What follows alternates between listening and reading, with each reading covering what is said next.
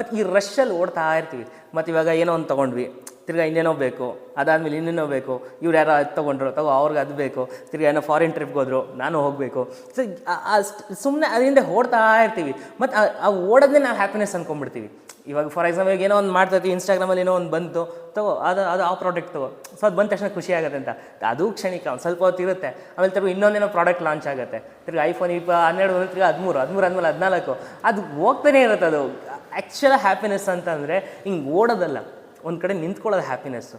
ಅದಕ್ಕೆ ನೀವು ಯಾರೇ ಮಹಾನ್ ಸಂತರು ಅವರೆಲ್ಲರೂ ತೊಗೊಳ್ಳಿ, ಅವ್ರು ಯಾವುದು ಪ್ರಾಡಕ್ಟ್ಸಿಂದ ಹೊಡೆದವ್ರಲ್ಲ. ಆ ವಸ್ತು ಬೇಕು, ಈ ವಸ್ತು ಬೇಕು, ಎಲ್ಲ ಬೇಕು, ಎಲ್ಲ ಇದ್ದವ್ರು ತ್ಯಾಗ ಮಾಡಿ ಆಮೇಲೆ ಆಗಿರೋ ಮಹಾತ್ಮರು. ಇವಾಗ ಬುದ್ಧನೇ ತೊಗೊಳ್ಳಿ, ಆ ಸ್ಥಾನದಲ್ಲಿ ರಾಜ ಆಗುವಂತಹ ಎಲ್ಲ ಯೋಗ್ಯತೆ ಇದ್ರೂ ಬಿಟ್ಟು ಆಮೇಲೆ ಹೊರಗಡೆ ಬಂದಮೇಲೆ ಅವ್ರ ಮಹಾತ್ಮ ಅಥವಾ ಭಗವಾನ್ ಅಂತ ಹೇಳೋದು, ಭಗವಾನ್ ಬುದ್ಧ ಅಂತ ಹೇಳೋದು.